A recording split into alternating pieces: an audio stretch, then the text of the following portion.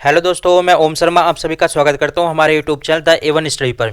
आपको भी पता होगा अभी रिसेंटली क्या हुआ था। यशवंत वर्मा जो कि चीफ जस्टिस थे, उनके घर के अंदर काफ़ी ज़्यादा बड़ी मात्रा में नकदी प्राप्त होती है, वो भी जली हुई, क्योंकि उनके घर पर आग लग गई थी, वो घर में थे नहीं। तो उनके परिवार वालों के द्वारा जो फायर ब्रिगेडियर होते हैं उनको बुला लिया जाता है। जब वो आग बुझाते हैं तो उनको इस प्रकार की नकदी देखते हुए सब चौंक जाते हैं। हालांकि इस खबर को कुछ समय के लिए छिपा लिया गया था, लेकिन एक हफ्ते के बाद जैसे मीडिया को इस चीज़ की भनक होती है तो ये चीज़ें वायरल होने लगती है और सुप्रीम कोर्ट की तरफ से क्या बोल दिया जाता है कि इनको वापसी इलाहाबाद हाई कोर्ट के अंदर ट्रांसफर कर दिया जाए। मतलब उनको किसी प्रकार की सजा नहीं।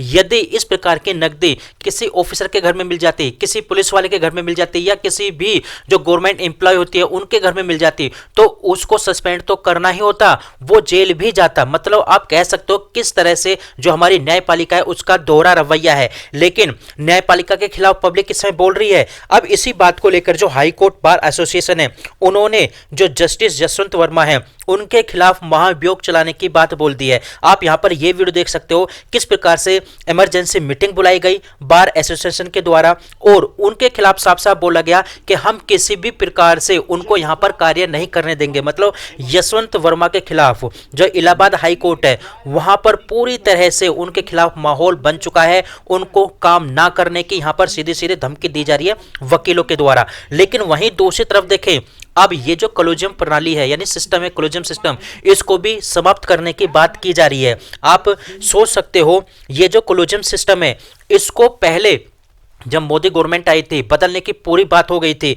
इस के तहत देखा जाए जो कॉलेजियम सिस्टम है इस पर 14 राज्यों का समर्थन भी मिल चुका था। मतलब आधे से ज्यादा राज्यों का समर्थन भी मिल चुका था। राष्ट्रपति के द्वारा हस्ताक्षर भी कर दिया गया था। यही बताया जाता है जब राष्ट्रपति किसी भी बिल पर हस्ताक्षर कर देता है तो वो पूरी तरह से कानून बन जाता है। लेकिन सुप्रीम कोर्ट को यह चीज पसंद नहीं आई तो उसने इस सिस्टम को ही खत्म कर दिया। बोला कि ये बिल हमारे अनुकूल नहीं है, ये कानून हमारे अनुकूल नहीं है, ये संविधान का उल्लंघन करता है। हम कॉलेजियम सिस्टम को ही यहां पर लागू रखेंगे, मतलब चालू रखेंगे और कॉलेजियम सिस्टम को यहां पर दर्जा दिया गया। लेकिन इस समय देखा जाए पूरी तरह से जो धनखड़ जी हैं, जो वाइस प्रेसिडेंट है धनखड़ जी, उन्होंने साफ साफ बोल दिया है कि हम ये जो कॉलेजियम सिस्टम है इसको पूरी तरह से समाप्त कर देंगे। और अब इसी बात को लेकर सुप्रीम कोर्ट भी पूरी तरह से बिदका हुआ है कि सुप्रीम कोर्ट के ऊपर अब संसद के अंदर मोदी गवर्नमेंट के द्वारा हथौड़ा चलने वाला है। यदि ये कॉलेजियम सिस्टम खत्म हो गया तो देखा जाए जो कि न्यायपालिका है उसके अंदर काफी ज्यादा बड़ी मात्रा में भ्रष्टाचार होता है। हालांकि बहुत कम मामले होते हैं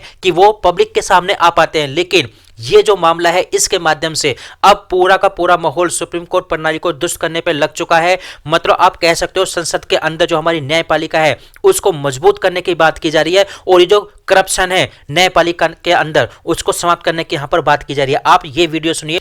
If the mechanism which was passed by this house with near unanimity, with no dissension, only one abstention in Rajya Sabha, all political parties converging, going in for the initiative of the government, I wish to find out the status of that which emanated from Indian Parliament, made sacrosanct by endorsement of 16 state assemblies in the country and signed by the Honorable President under Article 111 of the Constitution. That historic legislation endorsed by this Parliament with unprecedented consensual support unknown to parliamentary history of this country, dealt with the Malays very severely. If the Malays had been dealt with, perhaps we would not have countenanced such kind of issues. What bothers me is that the incident happened and did not immediately surface. If it happens with a politician, he becomes a target, a bureaucrat, an industrialist immediately. And therefore, systemic response, which is transparent, accountable, effective, I'm sure will be on the way. I will get in touch with leader of the house and leader of the opposition and find a mechanism for a structured discussion during course of the session. तो आपने ये video सुनी। तो फिलहाल हमारे पास ये update थी कि कॉलेजियम प्रणाली इस समय समाप्त होने की कगार पर है। संसद के अंदर कानून बनाए जाने की बात की जा रही है। जो धनखड़ जी है उन्होंने साफ साफ बोल दिया है कि न्यायपालिका को दुरुस्त करना चाहिए, क्योंकि जनता के मन में जब तक न्यायपालिका के प्रति विश्वास नहीं होगा कोई फायदा नहीं होगा, न्याय उनको नहीं मिल पाएगा। तो फिलहाल हमारे पास ये अपडेट थी। आप लोग कैसी लगी जरूर बताना, लाइक सब्सक्राइब करना बिल्कुल मत भूलना। Thank you.